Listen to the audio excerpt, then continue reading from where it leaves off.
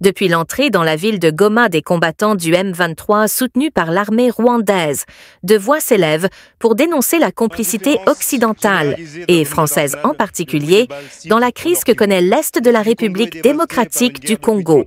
C'est ainsi que Carlos Martins Bilongo, député français de la France insoumise, a pris la parole au Parlement devant les autres députés français pour rappeler la responsabilité de la France dans la crise humanitaire dont il est question en RDC. Indifférence généralisée de la communauté internationale, le bruit des balles siffle au Nord Kivu.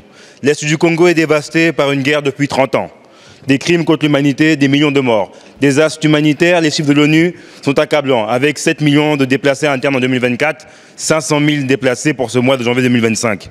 Les causes du conflit sont économiques. L'or, le coltan, le sous-sol congolais regorge de minerais stratégiques, minerais de sang, tant leur présence ont causé tant de morts. Nous ne pouvons pas fermer les yeux face aux violations du droit international, demeurer silencieux face au soutien militaire du Rwanda au M23. Rester sourds face aux appels des civils du plus grand pays francophone au monde.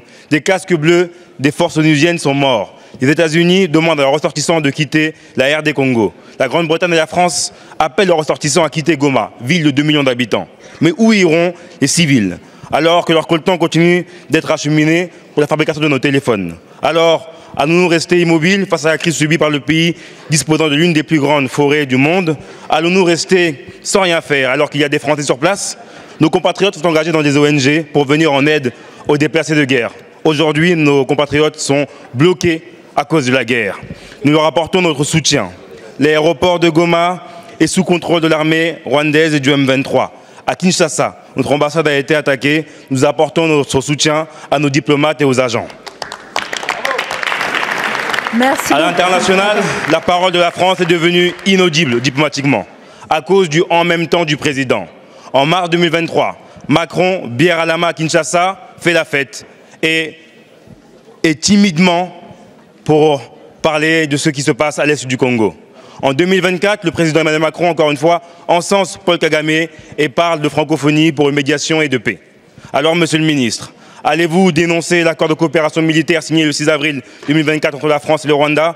Allez-vous mettre des sanctions économiques et diplomatiques au Rwanda comme l'a fait l'Allemagne? La France se mettra-t-elle finalement en face de ses responsabilités?